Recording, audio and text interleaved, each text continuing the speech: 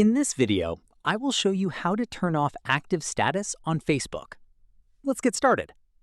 First, open the Facebook app on your phone.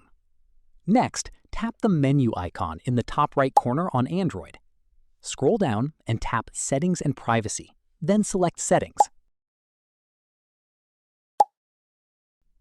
In the Settings menu, scroll down until you find Active Status option.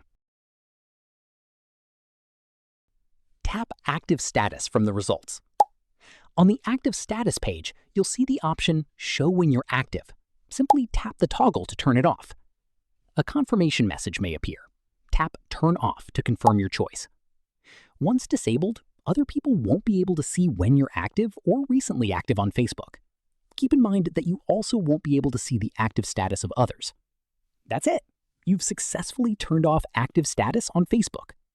If you found this tutorial helpful, don't forget to like the video, subscribe to the channel, and leave a comment below. Thanks for watching.